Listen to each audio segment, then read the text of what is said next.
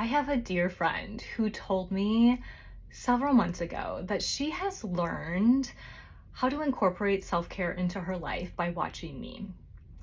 I was kind of taken aback by that because I was like, what in the world do I even do for self-care? And how in the world did you learn that from me? Because I don't even know what I'm doing. I thought about it for quite some time, and I have a couple of things that you might be interested in knowing. My name is Angie. Welcome to my channel, Quiet Confident Woman. My passion is truly supporting women in building confidence in themselves, especially introverted women, and supporting you in building a life and a business around what brings you joy. If you love what you hear, make sure to subscribe to this channel.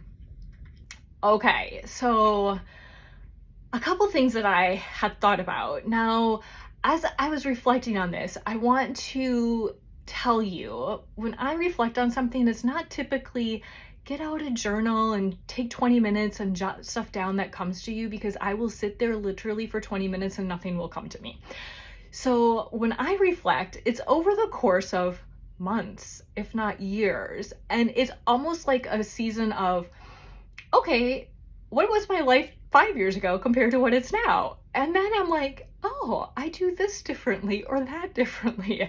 I normally can't come up with something on the spot. So that's why I was thinking, I don't even know what I do for self-care that you could have possibly learned from me. All right, couple of things. One, what if it wasn't necessarily a thing she incorporated into her life? It was more of a feeling that she got when she was in my space. If you know me, or if you've listened to videos, followed me on social media at all, you may have heard me say, what you fill your cup with overflows. So if your cup is filled with stress and anxiety and constantly moving and just all over the place, that's what's going to overflow from you, whether you want it to or not. It's just going to happen. And if you fill your cup with encouragement and excitement and joy and peace and love, that's going to be what overflows from you, whether you want it to or not. And so I'm like, my life is a lot less stressful than it was 15 years ago. And maybe it's just being in my space that she's like, I just feel good after I leave. I'm like, okay, well, that could be it. But she did say she incorporated some things into her life. And of course, the easiest thing to do would be to ask her, hey, what did you mean by that? Like, what did you incorporate into your life? But of course I did not. So here I am pondering about all of these things. And so I was thinking about like our conversations, like what did we talk about when we talked on the phone or talked in person? And a lot of the things that we had talked about were rhythms or systems that I had in place for certain things, whether it's business or life. And an example of that, recently we were talking about meal planning and how that system in my life has supported me in a lot less stress around supper time. And she's like, I want to do this, like teach me how to do this. And so I did. I told her some things that I do, and she had said that it helped her greatly. I'm like, okay, well, is that really self-care though? I mean, maybe because it brought less stress to her life. So maybe she felt like she had more time to do other things and didn't feel like time was slipping away from her and had more time for the things that she wanted to do. So perhaps that could be it. And then a different friend had posted something on social media that I had read. And the post had kind of a gist of, we think of self-care as things like taking a bath, going for a walk, meditating, doing yoga, like things that you would find on a top 10 self-care items. But she had said, what if self-care was vacuuming your house, organizing a closet, picking up a living room? And I was thinking, my initial thought actually was, that's dumb. Why in the world would vacuuming be self-care? That will never be self-care in my book. I'm like, I don't understand. And then as I thought about it a little bit, I was like, Angie, really, uh, nobody is created like me. All right. That's like, thank goodness there's not a second me out there. But with that being said, vacuuming could be self-care for somebody. And taking a bath might be the exact opposite of self-care for somebody else. So I was thinking, well, if organizing something or vacuuming is self-care just as much as taking a bath or going for a walk or exercising, what is it really the thing that is self-care? And I'm thinking, no, I don't think it's the thing. If everybody can have a different thing that feels like self-care for them, is it really the thing at all that is the self-care? And honestly, I really think it's more of a feeling you get from doing that thing that is self-care. That almost that feeling of exhale, that feeling of, this is amazing. I feel like recentered, like my head feels clearer. I can move on with my day. I can move on with my week. I can like start anew.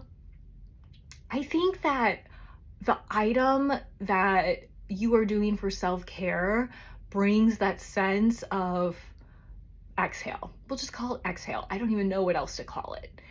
And if you're doing something that doesn't bring you that, is it really self-care? Let me give you an example of my life. Or I should say what happened in my life with self-care. There was a season, probably half a year ago, that I was like, I am going to take a bath every single week. And I loved it, like loved it. I was so excited to get to the day that I could just sit in the bathtub and take an hour just for me. Read a book, scroll through my phone, whatever I felt like doing. And it was great. And then one week when I was like, okay, I'm taking a bath tomorrow, I was not excited. I was like, I don't know, I don't really want to. And I was like, Angie, it's your self-care. Like, just do it. And I was like, okay. So we got to the day and I still didn't feel like taking a bath, but I forced myself because it's self-care, right? Let's do it. And I hated it. It felt like forever that I was in the tub. I'm like, oh my gosh, it's only been 20 minutes. I'm like, okay, I just need to get out of here. And I did. And so as I was thinking about that moment, I'm like, maybe vacuuming would have served me better in that moment and felt like self-care. Maybe there were a ton of things on my plate that if I just took one thing off that took a minuscule amount of time, I would have felt able to breathe, be recentered, be able to just have that exhale moment where I was like, oh, this is good. This is good. And been able to move forward. But jumping in the bath at that moment felt like it was taking an hour out of my day that I didn't want to add in there, and it was adding more stress and anxiety. And in that case, that quote unquote self-care was not serving me. So look at what you feel self-care is and know that it can change on the day or even the season in your life and may look different. Now, don't get caught into the trap of, oh, if I do this work thing, I'll have that moment of exhale. Or if I do this next thing, then I'll get to this next level and then it'll all be good.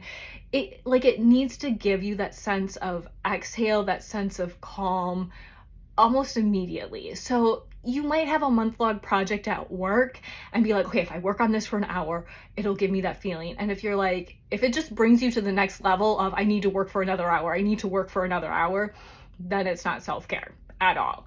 It needs to give you that sense of recentering, that sense of I'm just taking a moment for me to be able to move on in a way that lifts your spirit. So I would love to know. Tell me in the comments below, or if you follow me on social media, whether it's Instagram or Facebook under Quiet Confident Woman, pop a message in there. I'm talking about self-care for the next couple of weeks, but I would love to know what you do for self-care that is self-care for you. And if it's something that's not traditional, like you wouldn't find it on a Google search of what is self-care, I would love to know that even more, because I think that there's probably more people out there than we realize that don't follow the quote unquote standard of certain things. And when we're able to live in a space that brings us joy in our unique way, and we find our people that also have joy in that same way, and we feel like we're not alone in that sense, I think that that can definitely build us and encourage us to live who we were authentically created to be, right? So if you are a person who is like, yeah, vacuuming definitely is self-care, or prepping meals is my self-care. It gives me time to just think about whatever, listen to encouraging music, whatever it is for you, I would love to know. All right, my friend, I hope this has been an encouragement and a blessing to you, and I'll see you next time.